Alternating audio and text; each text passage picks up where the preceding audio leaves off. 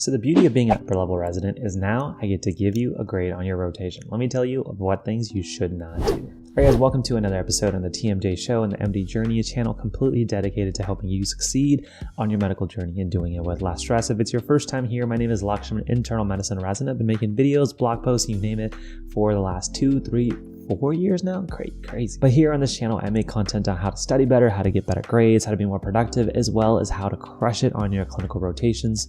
So if any of that sounds interesting to you, then definitely consider hitting that subscribe button and hitting that like button to support the channel, as well as getting more videos just like this one in the future. But today I want to talk about a few things you should not be doing on your clinical rotations. And this is from personal experience because now as an upper level resident, I get to give that grade of an honor, high pass, near honors, whatever grade your institution uses. But I want to give you a few things that I've noticed even in my short time of being an upper level resident that really have cost some med students their grades, and hopefully you can use them to actually increase the chances of getting that honors and a high grade on your shelf exam. And at the very end of the video, we'll also talk about a resource to help you crush every phase of your clinical rotations and ideally get both the honors as well as into your #1 residency spot. So stay tuned.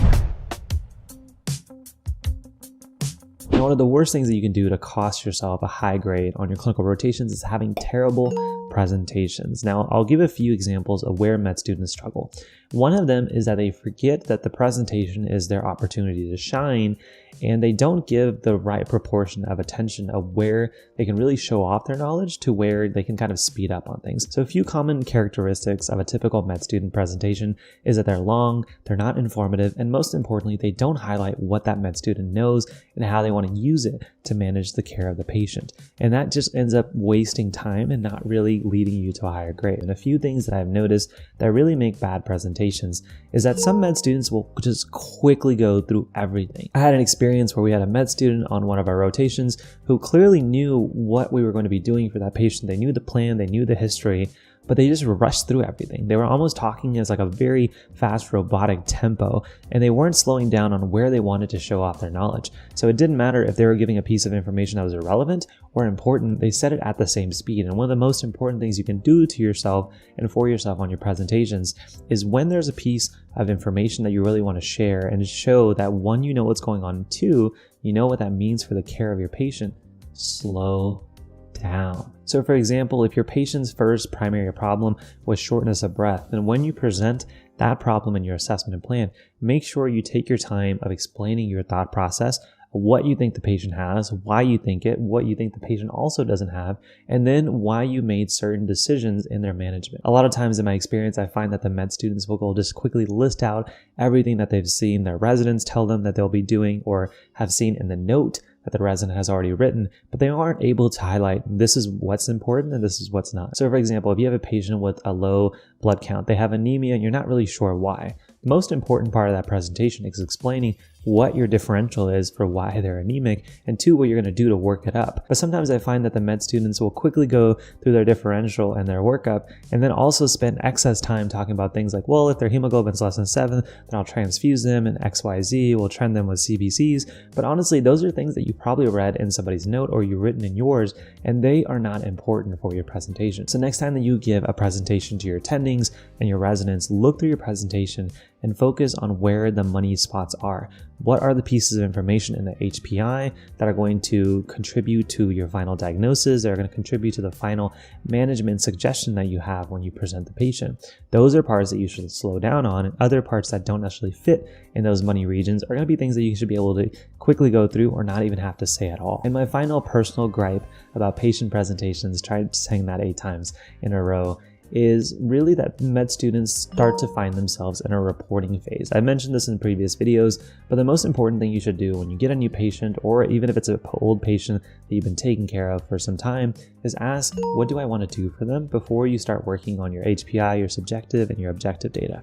If you can really master your management, you don't have to rely on the notes and the things that your upper level residents will tell you. Instead, you'll say, well, for this problem, I see that this is happening and this is what I want to do. You can then focus on the things that don't require a lot of mental energy, including working on their HPI and their objective data. So definitely keep working on your patient presentations. If you're struggling, I promise you, if you can suddenly increase the quality, how quick you are, how concise you are, but also make sure you're highlighting where you know what's going on, you're going to be able to increase your chances of getting honors. That can really dictate the students who get honors from the students who don't based off just their presentations alone. And number 2 is not offering to help. Sometimes I feel like the med student is waiting for me to tell them what to do, and in some regards that is the appropriate thing to do, but always look for an opportunity to help your team out, especially if it's your patient. One thing that I often recommend you do is keep a list of all the different things that are on the to-do list of your intern and your upper level resident. You obviously may not be able to take care of all of them, like putting in an order or calling a consult or calling a family member if it's kind of outside your wheelhouse. But if there's something special like checking on the patient at later in the day, or calling social work, or working with the PTs, or calling a family member for your residents, then you can definitely add that to your list. And then you can tell your interns like, hey, I can take care of A, B, and C. And sometimes I find that the students who are the most enthusiastic about helping the team without being a suck up, don't do that, can definitely increase their chances of getting honors, because sometimes I can look past your lack of clinical knowledge for your ability of enthusiasm and ability to help both the team as well as the patient. So if you're sitting in a corner doing your UL questions, studying for your self-exam, make sure before you do it, you always ask if there's another opportunity that you could help your team before you take some appropriate time to work on your own student. And number 3, on a similar note, is not being your patient's advocate. As a med student, you have the most opportunity and most time of building both relationships, rapport, as well as the ability to see your patients multiple times a day. Your intern's gonna be busy taking care of all the patients, your resident's gonna be busy supervising the team, and you're gonna honestly have the most amount of time to see the patients, specifically in the morning, during rounds, as well as in the afternoon. So use those opportunities to ask yourself, does the management that we did for this patient earlier, is it working? If they're in pain and we started them on a new medication, is it actually having a difference? So always check in on your patients. That way they can 1, know who you are, 2, know your name, and 3, sometimes they'll just brag about you in front of your residents, in front of your attendings, but it doesn't happen if you only see them when you have to, which is before rounds and then during rounds. So be your patient's advocate, always see them throughout the day. I like to say that if you're coming back from lunch, quickly just lay eyes on all your patients, make sure everything is good, and then come back and report if there's anything worth reporting to your interns and residents. I know personally, if I have med students who'll just kind of independently check in on their patients, it really helps when they tell me, hey, patient so-and-so is feeling a little bit nauseous, maybe we can schedule their Zofran instead of just making a PRN, because I don't think the nurses are giving it. Those are very small instances that I'll remember that this medical student really cares for the care of their own patient. And again, it just elevates their chances of getting honors. Obviously, they have to have the clinical acumen and all those skills that they're required to build, but those kind of things just kind of raise your chances of doing so. Number 4 is being inefficient. Do not be an inefficient med student. When you're first starting, obviously, you're going to be learning the small skills of how to write better notes, how to present quicker, how to see your patients quicker, but always ask your interns, your residents of like, hey, how can I do this faster? How can I look at this problem, this situation, and being able to do it efficiently but effectively? I've been through numerous experiences already where med students have been staying till very end of the day, still working on their notes. And if they only have 2 patients, sometimes it shouldn't take you till 5 or 7 p.m.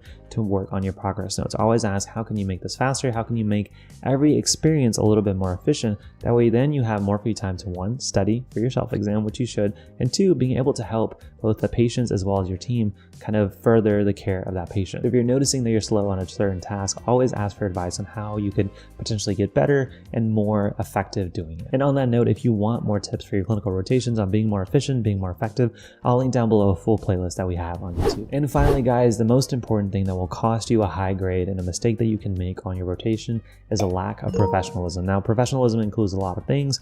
Number 1 is showing up on time. So don't show up late. If you show up once, make sure that you text your upper level resident, your intern, to let them know what happened and that you're going to be a little bit behind, but don't make it a repeat process. 2 is making sure that you are having proper conversations with your interns and residents. Sometimes med students get a little bit too comfortable, and sometimes they're on the opposite end. And so understand that your interns and your residents are really what they should be. They're your upper levels, they're your supervisors, and they're your mentors, and they're people who you can look forward to advice, but don't try to make them your friend. You can be friendly, but sometimes looking at your upper levels as a friend can lead you to say some things that maybe you probably wouldn't have said otherwise. And I will just leave it at that. I've had some med students say some inappropriate things, whether it's about their grading, whether it's about patient care. You just don't want to have a chance of that being on your final evaluation. So always be professional with your patients, your attendings, your team members, and make sure you show up on time. get watched. And finally, guys, if you want more resources to help you on your clinical rotations, and if you are nervous, if you haven't started, or if you're on your rotations and you're struggling, then definitely check out the Crushing Clinical program that we have on mdjourney.com. I've had a lot of students go through the program already, and they found that one, they've increased their chances of doing well on their shelf exam, which is super important, but two, they've also increased their chances of getting honors on their rotations. I've definitely had some students who've been able to crush all of their rotations, get a 4.0, but most importantly, set themselves up for getting a #1 residency spot. So I'll link down below the Crushing Clinicals program if you guys are interested, but that's gonna be it on this video on what mistakes you shouldn't make on your clinical rotations. I'll keep making more videos like this as I go through my upper level training and realize other common themes that I find in my experiences, but also make sure you comment down below with any questions you have about your clinical rotations, any tips that you would like. I'd love to make more videos or just specifically answer your questions down below. And before you click off this video, because I know you're ready to do so, hit that like button. It really supports both the channel as well as tells me that you enjoy this piece of content. So I'm waiting. Cool. And also consider, if you're watching this, you made it to the very end, hit that subscribe button to get 2 videos at least like this one every week. But thank you guys so much as always. Again, all the resources that I mentioned in this video are linked down below.